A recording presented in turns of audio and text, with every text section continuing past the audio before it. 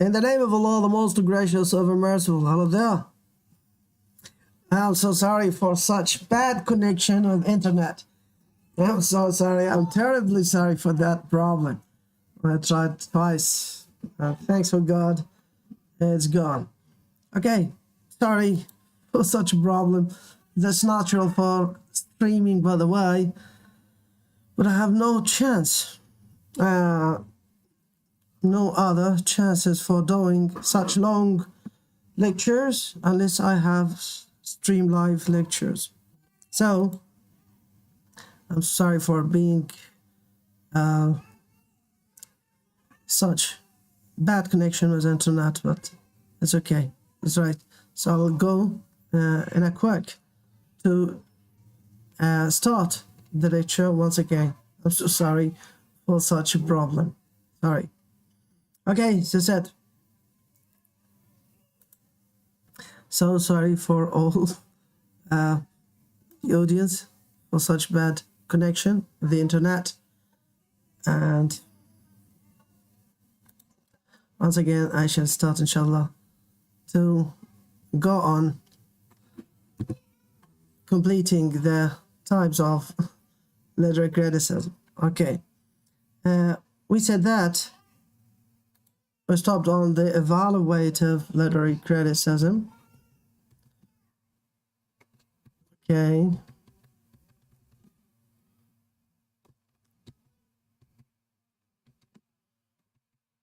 And we said evaluative criticism is basically coming from the word evaluation. And evaluations mean a sort of assessment.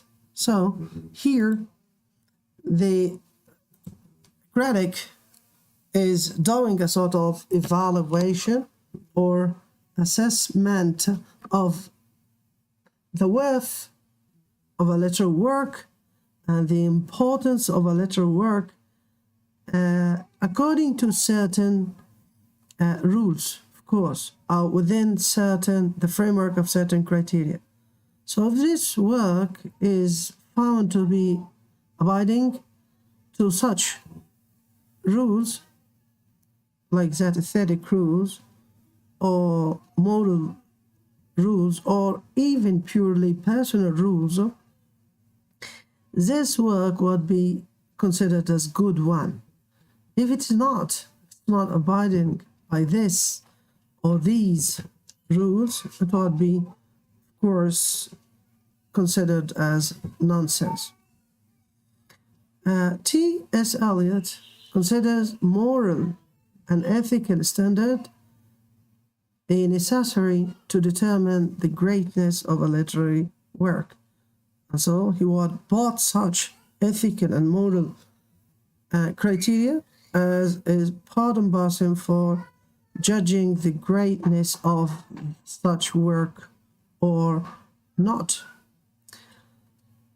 Of course, such evaluations are subjective and likely to differ from one critic to another because, as you see, some critic would consider or would take in consideration the ethical, the moral criteria as a judgment criteria. Others might consider the literary ones. Others might consider even the personal criteria for judging a literary work, and that's what makes it more likely to be subjective and wide.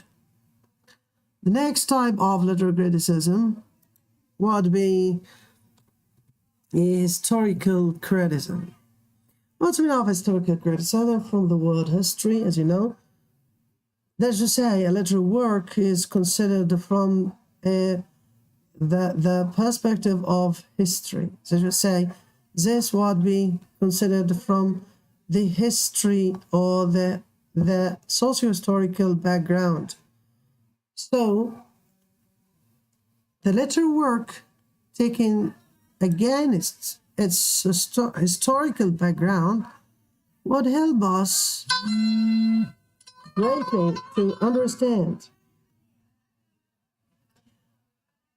greatly to understand its real meaning.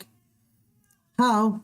Because, as you know, a literary work is greatly produced by its time and place. So it is produced by its time and place. A literary work is a product of its time and place. So its time, of course, the historical criticism examines a work with reference to its historical milieu, and thus seeks to works in the same genre and determines that background which helped in creating this work. Of course, the critic would examine all these incidents, all these historical events, and all these things that shaped the personality and the bulk of that work, the personality of the writer and the bulk of that work. The next type of literary criticism is biographical criticism. And from the word biography, supposed to be the history of the writer's personal life. So, biographical criticism considers writer's family background, ancestry, personal circumstances, friends, profession, occupation, etc. And also considered that personal life as a part and parcel in shaping the ideas of the writers, the beliefs of the writers. However, some great critic like T.S. Eliot does not believe in that type of literary criticism because he believes in what he considered as the impersonal poetry or the impersonality of poetry. To say there's no relationship of the personal life of a poet and his production. So for T.S. Eliot, he does not believe or he doesn't consider biographical criticism as a vivid and reliable type of literary criticism. The next type of literary criticism is comparative criticism. As you see from the word comparative, that gives the idea of comparison. So, how a literary work is compared to another one to be fully understood. And as we discussed yesterday, that the method of literary criticism is comparison.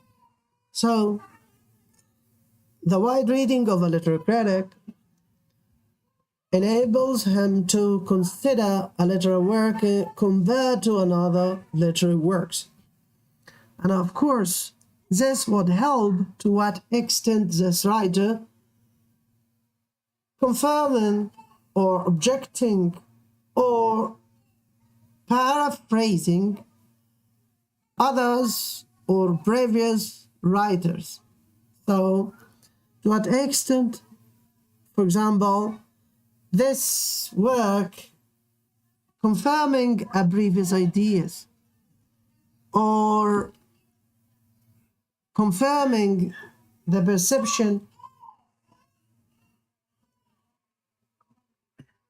of a previous writer, or rejecting it and reviewing the world through a different perspective. In what's known as dialogic relationship between the literary works and literary authors. Of course, the analysis of work here in this type of literary aims, methods, and effects, okay, began with such self-justification. What's the meaning of such self-justification? This means that in this type of comparative criticism,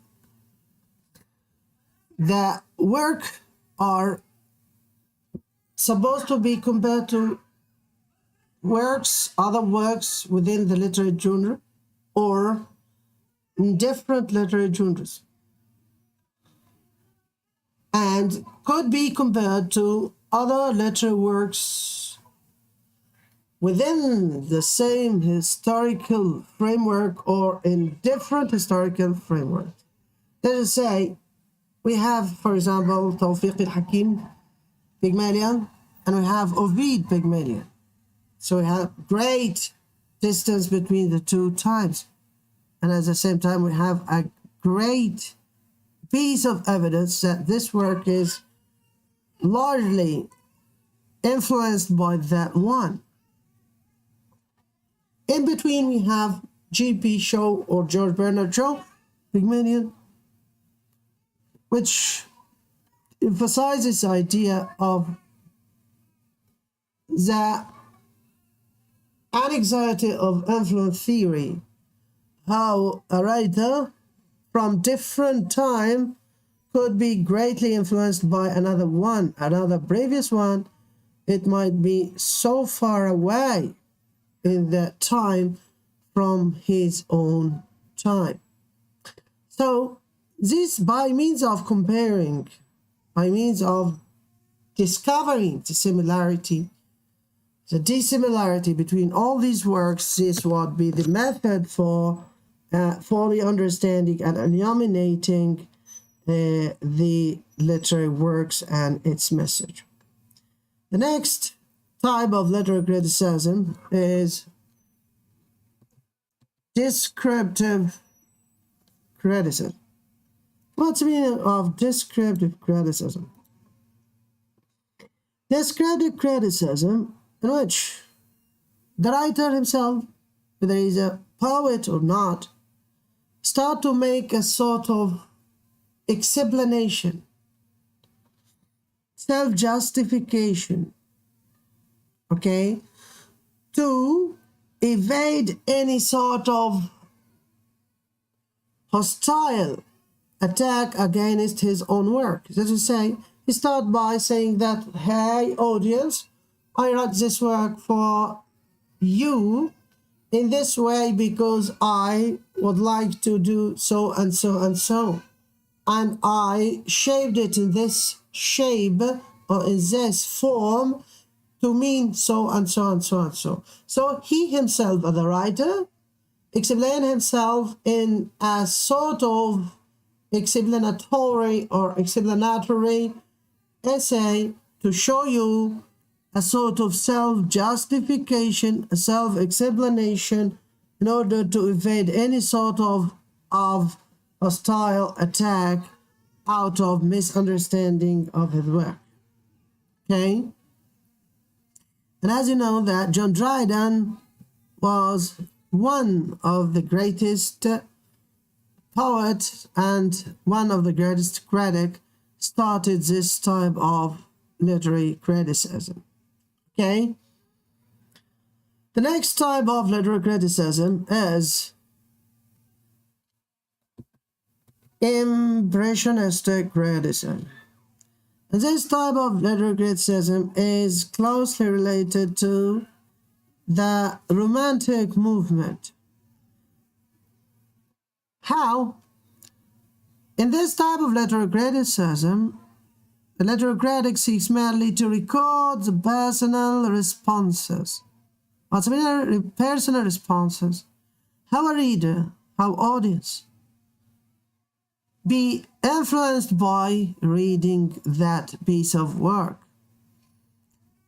It's a record of The critic's own responses, applications of aesthetic beauty, and trammeled by rules and regulation.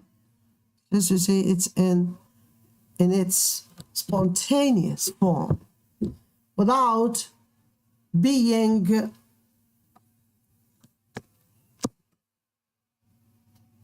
trammeled by the rules and regulation. So what I feel when I read this work. So as a critic, what feeling do I have reading this work? What enjoyment I achieved out of reading that work? Much of romantic criticism is individualistic and impressionistic, by the way. Walter Beta is impressionistic in his criticism. However, Walter Beta is widely considered to be a new classic critic. Often such critics are wayward and unbalanced and erratic, of course. Such impressionistic criticism, no doubt, is wayward. It's not objective. Unbalanced, it's not objective and practical. And erratic, it's not directed in brief and to the point, of course. Most of this belongs only to the past. So this type of literary criticism, nowadays, it's a matter of the past. Okay, what's next of the types of literary criticism? The textual or ontological criticism. Here, we have no idea about or no concern about the historical background, the biographical background, or the morality or ethical values, or we are not concerned with setting or laying down the rules and the canons, formulae to teach the poet how to write. However, we are regarding that literary work as an identity or as an entity in itself. So as you say, now we're mainly concerned with the text itself. We are not concerned anymore with anything other than that text. We started to examine the text and its elements, like its diction, its meter, its rhythm, course. All of these would give me an idea about what's meant by or via such text, what a message that writer would like to deliver to me via that text. Regardless of these circumstances, whether it is regarding the biography of the writer, the history of the writers or the writing, and so on. Of course, this is very trendy technique of criticism, and it's of wide consideration. Okay? So, any literary work according to this type of literary criticism is examined or analyzed without any consideration of extrinsic factors as biography, history, sociology, psychology. Critic concentrates here on structure, on diction, on language, on image, or imagery and meter, on tone, on themes, etc. We may call them new critics or formalists. So, as we know, what's important is the form, but the content, because the form is the means by which I achieve the meaning. Those critics are sometimes known as new critics or formalists. Next type of literary criticism is psychological criticism. And as we know, that psychology has its impact on the study of literary criticism. So here, the critic based his work on the conclusions of research of Freud, Jung, Bergson, and others who are scholars in the domain of psychology. It provides a critic as precise terminology and allows them to discuss the creative process. Dr. I.R. Richards is one of most prominent practitioner of this type of literary criticism. Within this type of literary criticism, we might face some critics like the consciousness or subconsciousness or the unconsciousness, the id, the ego, the super ego. We might face some terminology like the suppression, like edible complex or electra complex. Of course, all of which is derived from these psychological researchers, and of course they would help the literary critic to fully understand the literary work as an expression of the author's psychology. The next type of literary criticism is sociologic or Marxist criticism.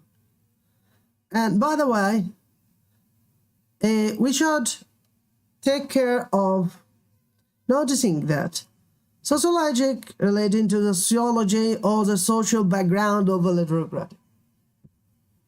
As we know, we said before, a literary work is a product of its time and place. So sociology representing the place of that work, that is to say, the place or the social condition of this work is supposed to be of a great influence upon that work. However, when we say Marxist criticism, it's closely related to sociological criticism, yet it is not exactly the same. Why? Because unlike the previous one, sociological criticism, Marxist is taking a literary work through the matter of the social class conflict. That is to say, he considers a literary work through the lenses of Karl Marx, who considered the history is nothing but circles of conflict between the social classes along history. Of course, this type of literary criticism enjoyed great popularity in the 20th century, and by means of which a literary critic examines work of art with reference to social milieu of its author keeping in mind artists' responsibility to society. Art is not created in vacuum. This is the idea. Shall I say, art is a sort of expression. It is a sort of expressing a certain experience within a social context. It is not the work of a person. Author is fixed in time and space. And of course, it is answerable to community. He is a sort of reacting towards the community in which he lives. Therefore, sociological critic is interested in understanding how is the author connected to society. And the Marxist criticism is a special type of social criticism, as I told you, because it is mainly concerned with how social classes within a given society go through a certain conflict based upon the social class conflict. The next type of literary criticism is, and the last one, is the archetypal criticism. Actually, the archetypal criticism is a branch of psychological criticism which deals with the unconscious, not of the writer or his imagined characters, but of a human race. It is also called Teutonic criticism. Sometimes might be called mythological criticism from the word mythology, or ritualistic criticism. It tries to examine literature with the hope of discovering the existence of mythological patterns. And that's the idea of the archetype, or the mythological patterns. How the different communities along history might be uniquely driven or derived of one unconscious collective of one culture. The collective unconsciousness of one culture might run through different types of societies, regardless its primitivism, whether this society is highly advanced or primitive. They are the same, by the way. So if we considered the story of Isis and Osiris, and how the two lovers are divided by Set, and how one brother killed the other.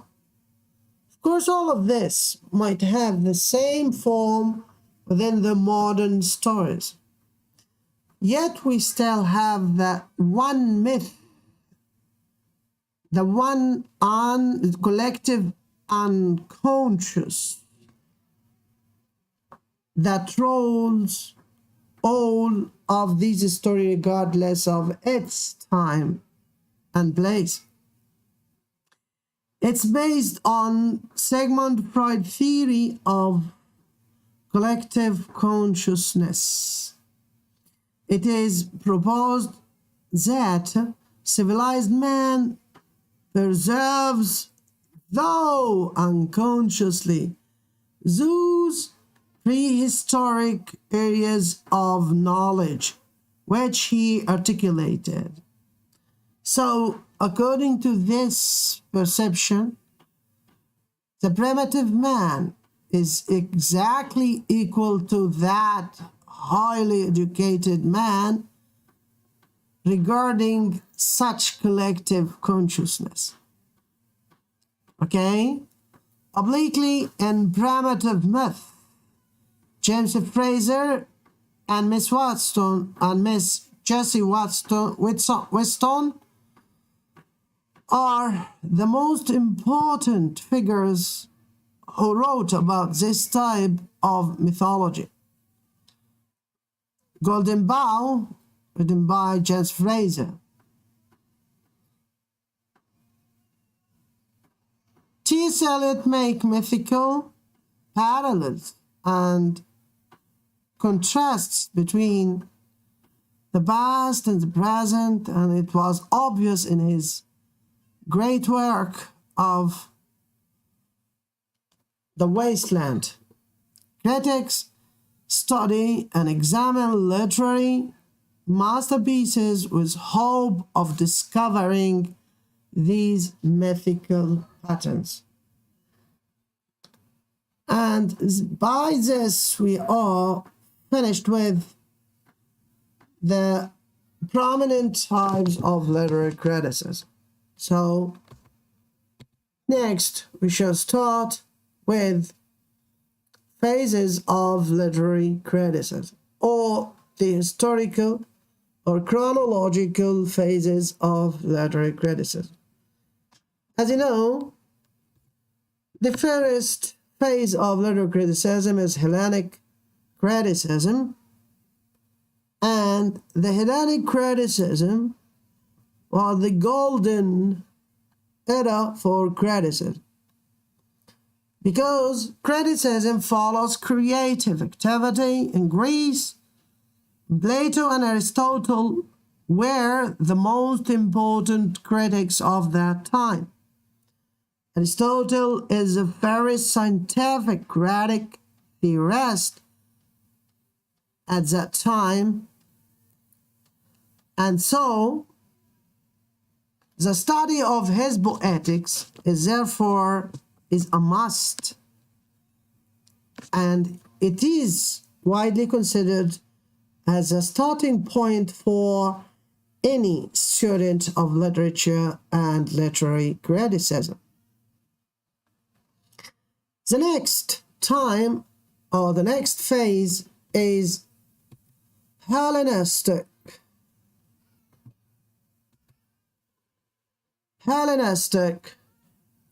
phase.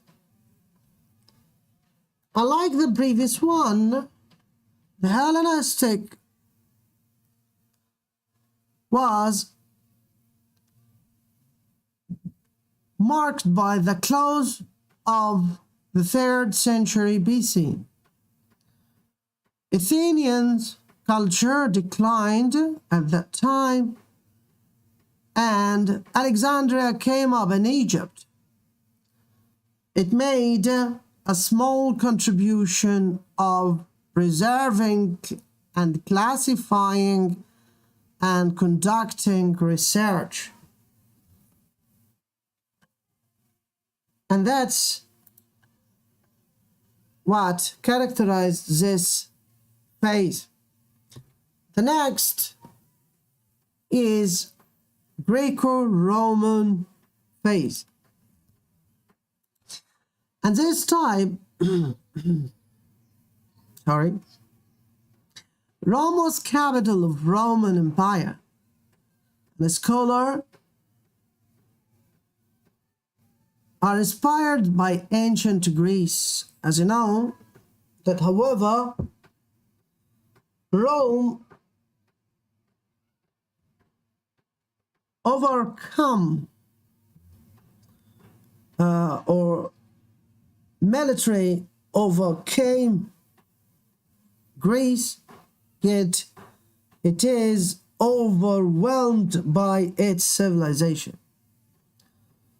They wanted to equal and excel that type of Greek civilization. They aimed at originality, however, were neither original nor comprehensive. Criticism largely consists of elaboration, interpretation, and application of rules, no more. The purity of Aristotle was clouded by Horace, Quintilian, and Longinus. The next phase was the Dark Middle Ages, and this type was known for its decline. The Roman Empire broke up in this time. It was exactly in the 5th century AD, Anno Domini, and confusion and dislocation prevailed in every field or walk of life. Literature was frowned upon as a sensuous and pagan activity. And of course, this has its impact upon all the sorts of activities, including literary criticism. Dante was the only ray of hope at that time, by the way, for his great work of literature. The next phase of literary criticism is the Renaissance. And as you know, Renaissance means the rebirth. So that was known the fall of the Roman Empire to Turks in 1453, and the consequence of this by the movement of literary masterpieces of antiquity. Of course, literary criticism witnessed a sort of activity in this time, and it is a sort of the end of medievalism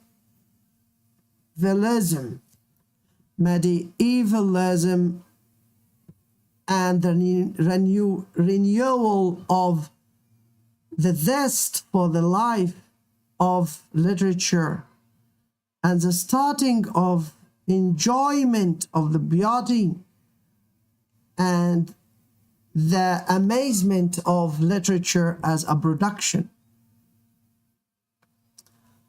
Of course, there was a desire to emulate examples of ancient Greece and Rome,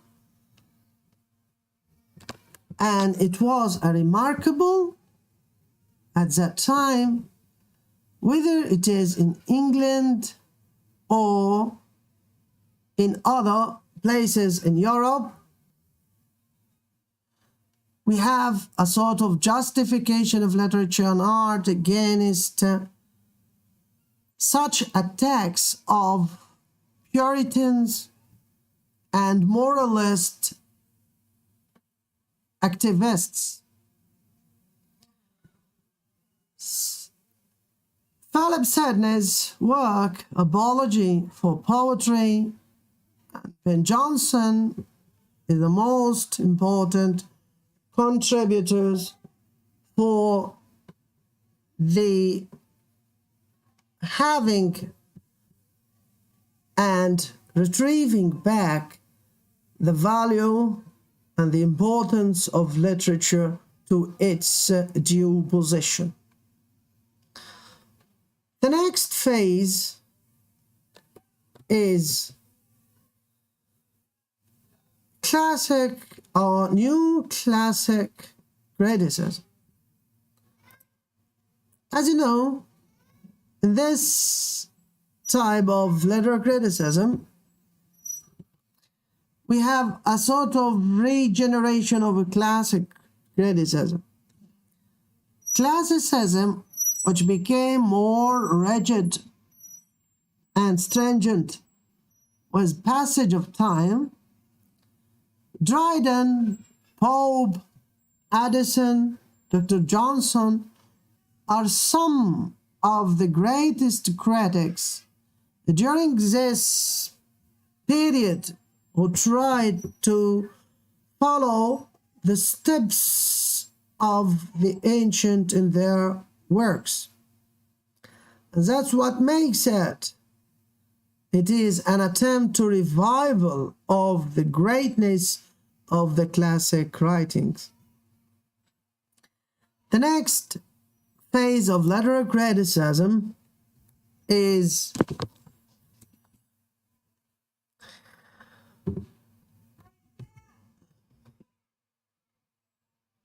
the Romantic phase. The Romantic phase, following the new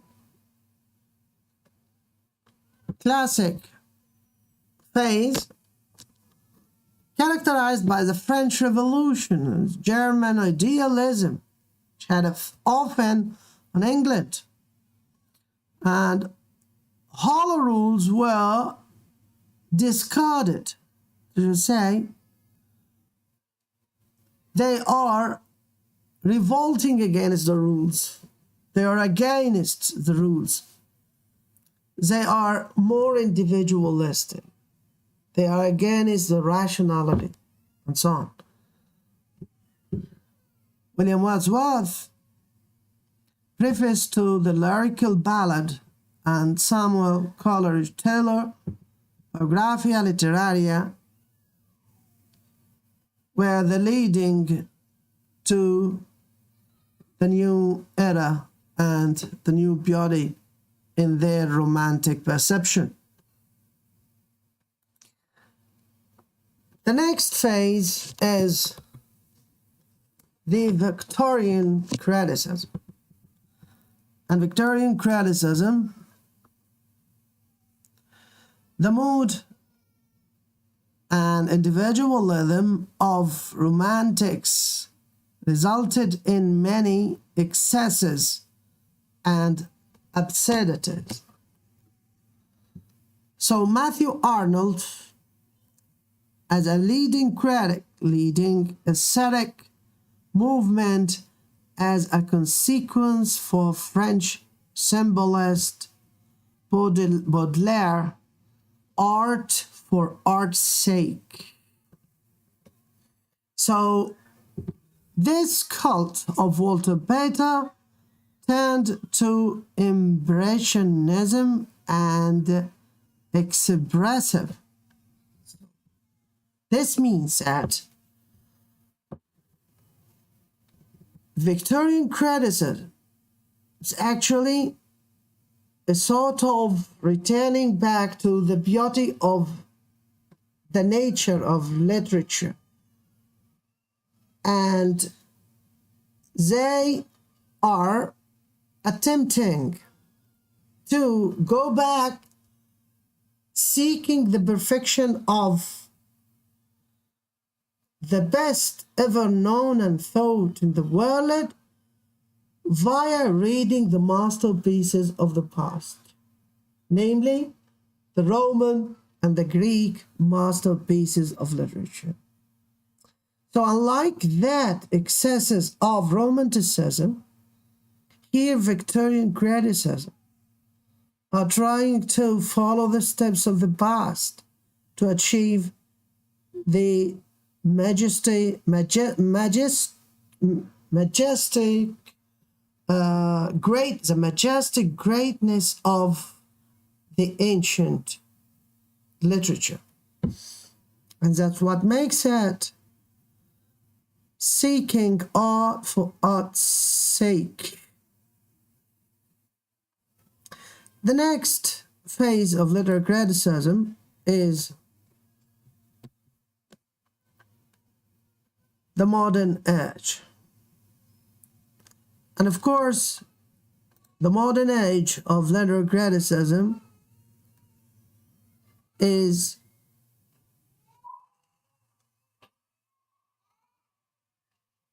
to be concerned with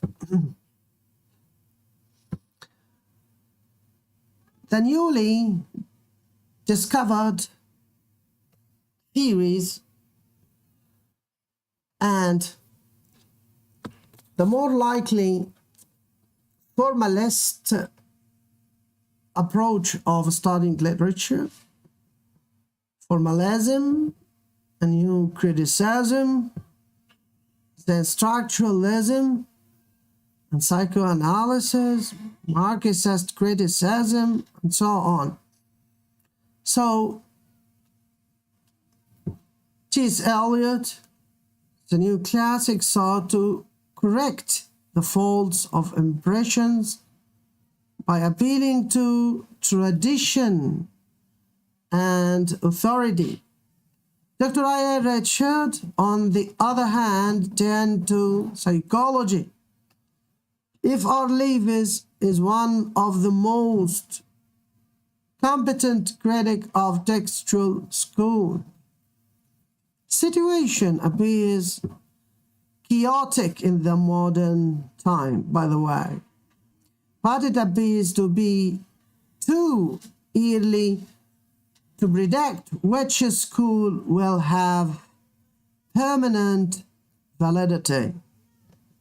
And as we know, in the 20th century, we have an eruption of multiplicity of different phases and different approaches of literary criticism theories.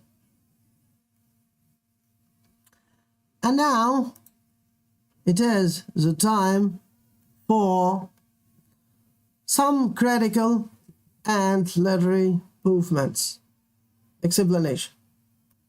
So the first critical term is paradox. What's the meaning of paradox? Actually, paradox is meant for a statement that appears to be absurd or self-contradictory, but turns out to have a valid meaning.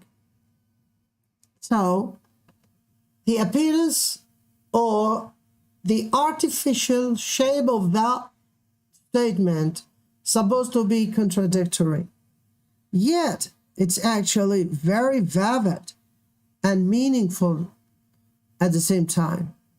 So, saying, for example, child is the father of the man. How could it be for a child to be a father of the man? But thinking deeply in this idea, this what gave you how, according to psychological theories, we have that the child is the early phase of creating a man. So everything happened to that child would in one way or another affect his personality when he become an adult and a great or an older man. This is the idea. Also, the statement of one short sleep past, we wake eternally. Eternally, this means that all the life that we live is nothing but short sleep past. And really, when we are resurrected, we will wake up for eternally. What's the meaning of eternally? You just say we will wake forever. So, unlike the way we think that this is a life, this is a worldly life, is the real one, we will discover that this is a short sleep, and the death is nothing but a gate for eternal life. Another example is when you say that death thou shalt die. So, how for a death to die? Of course, and death shall be no more, death shall die. Thou shalt die. So, whenever we have the end of the death, by the death of the last soul, this would mean that the death itself would come to die. The next literary critic is sarcasm. What's the meaning of sarcasm?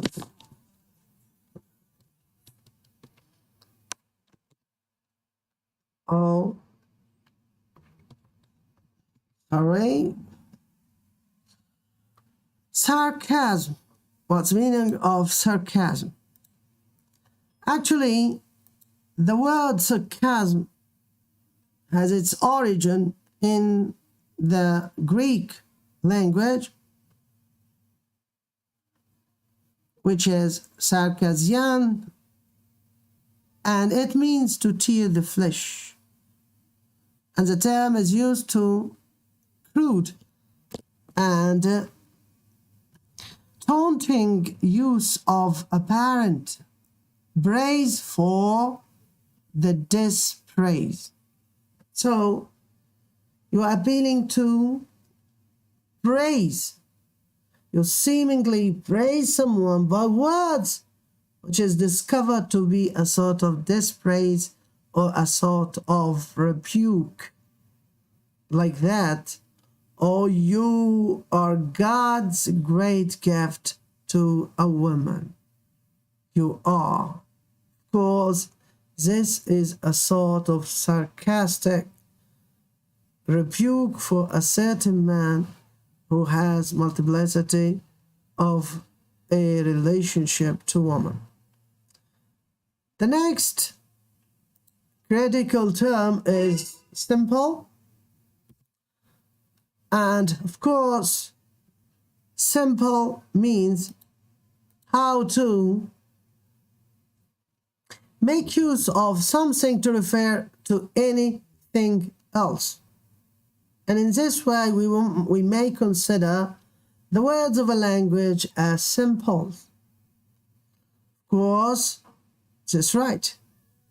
However, in the domain of literature, we used to make use of certain specific symbols to refer to certain specific meanings. Like what? Like that what we used to make use of the crown, okay, or the scepter to be the symbol for the king.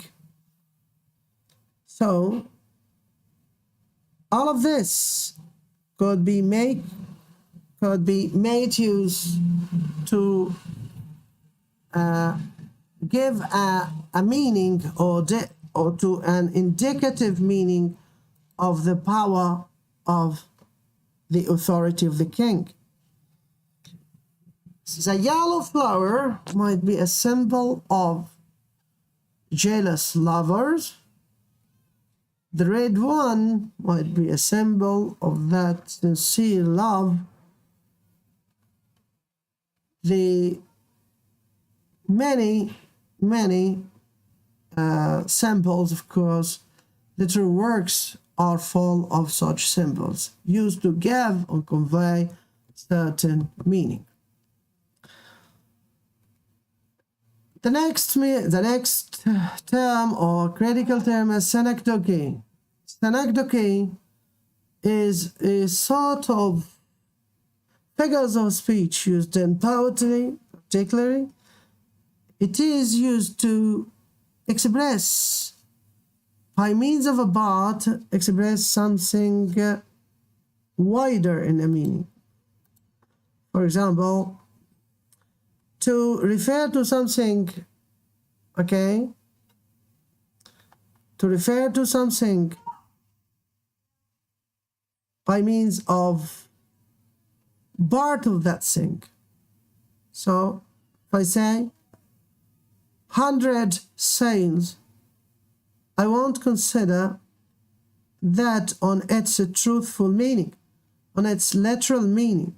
So here I mean the ships, 100 ships rather than. And when I say 10 hands, I won't consider it as hands, but as workmen. So 10 workmen and 100 sails as 100 ships. Okay?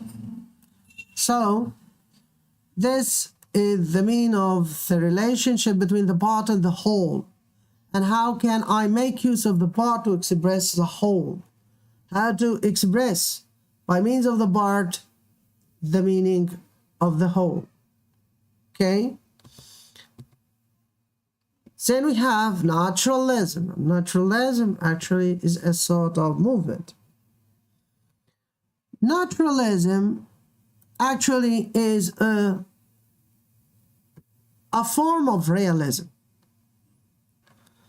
The term is used to refer to works of art which gives an even more accurate depiction of life than realism. So naturalism is more vivid than realism. However, both of them are dealing with everyday real man. Naturalism was a mode of fiction that was developed by schools of writers in accordance with a particular philosophic thesis.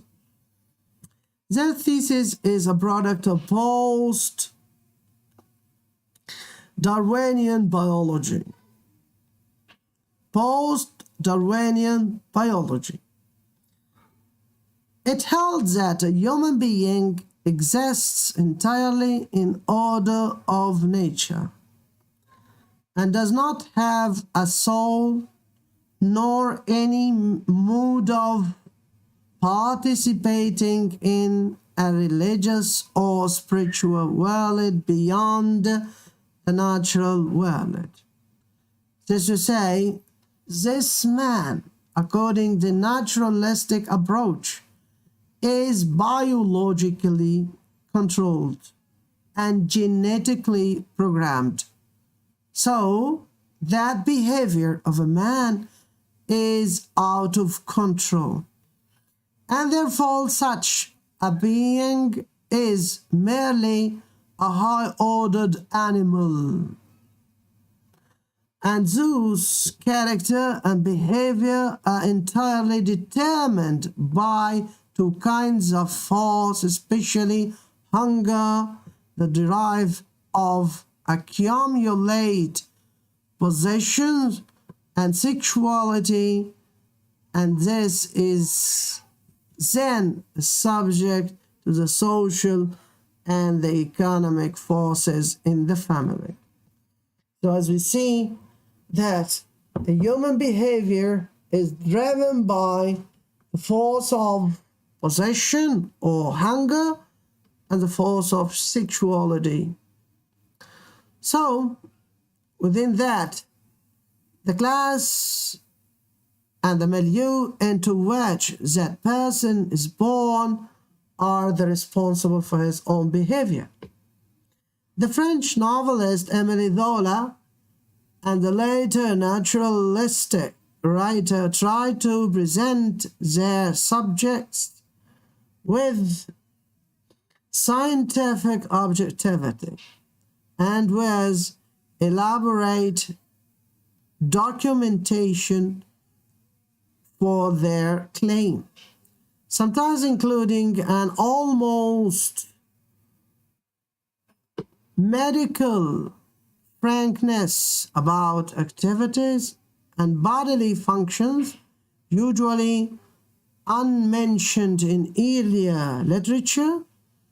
They tend to choose characters who exhibit strong animal drives such as greed and sexual desire, and who are helpless victims both of glandular secretions within and of the sociological pressure without. So these characters, according to naturalistic approach, are a victim for biological or chemical interaction within their body. So glandular. So the disorder of a gland would be to which such behavior disorder could be attributed. That's what comes from within. And on the other side, what comes from the without is the social pressure represented by the family or the community or other authority like that of the church or that of the religious authority. The end of the naturalistic novel is usually tragic, because the protagonist is prone to multiple compulsions, usually disintegrates or is wiped out by the power of society. Thomas Hardy, Jude, The Obscure, The Place of Eugene O'Neill, also Strindberg's Miss Julie, and The Naked and the Dead, Eugene O'Neill, are good examples for the naturalistic fictions. The next movement is classicism. Classicism, as we recognized out of the phases, the term classicism designates an attitude to literature that's guided by admiration of the qualities of formal balance, proportion, and decorum and restraint attributed to the major works of ancient Greek and Roman literature. A classic is a work of the highest class. The term is applied to the writings of major Greek and Roman authors from Homer to Juvenal, Euripides, Horace, Ovid, and others, of course, Sophocles and so on, which were regarded as the unsurpassed models for excellence. The next movement is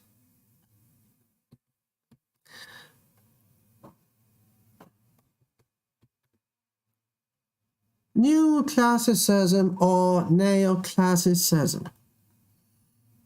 And from its indicative meaning, it refers to the literary principle which claims that literature should be guided by rules and precedents derived from the best ancient Greek and Roman authors.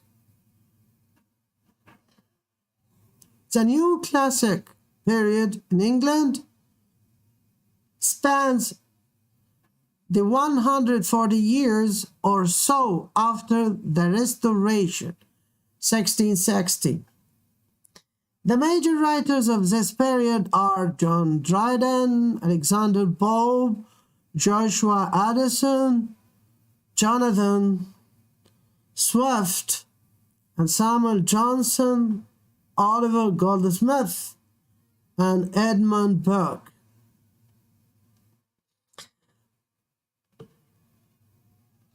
The salient features of new classicism are the following. The writers of this period exhibited a strong traditionalism and showed an immense respect for the classical writers, the writers of the ancient Greece and Rome. Number two, literature was conceived to be primarily an art, a set of skills to be perfected by constant practice.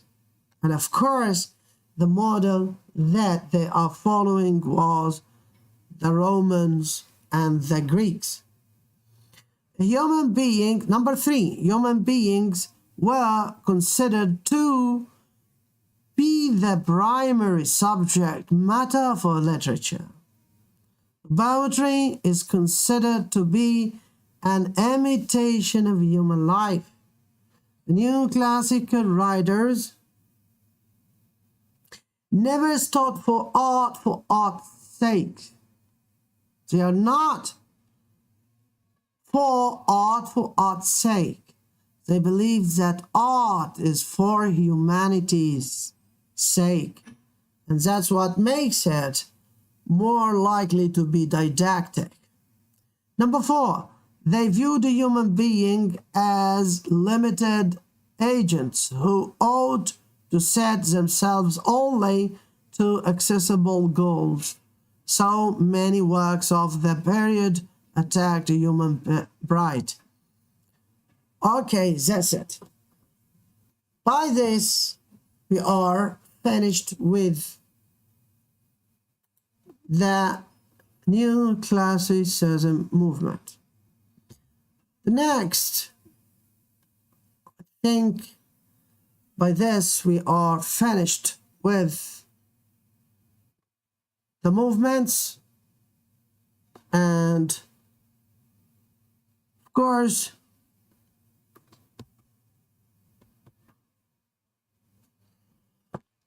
it's now the time to consider some of the ways how you as a student could be asked in the questions of about the subject of literary criticism types or others.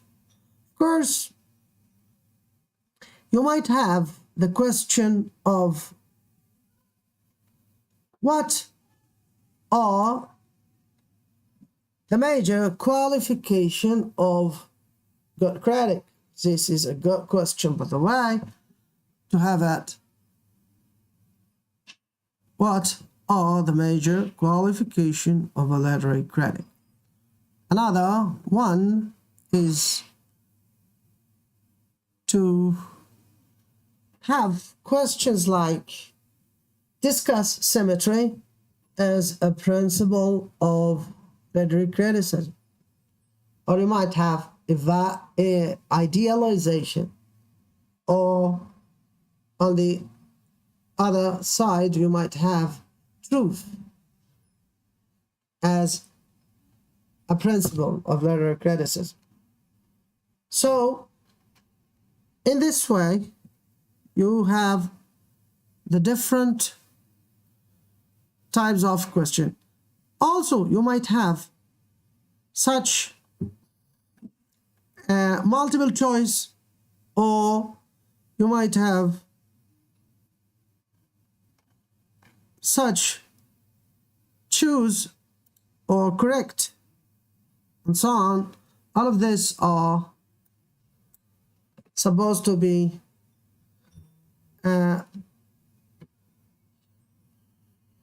suggested questions for this. Also, you might be asked what type of literary criticism that spread in the 16th century and stopped by the 17th century or died by the 17th century, referring to that of legislative criticism, and so on. So these are the different way that you might ask or you might face in a sort of interview, examination, a sort of examination, and so on. Thank you for watching. Hopefully see you soon again in another academic lecture. And good night. See you inshallah next time. Goodbye.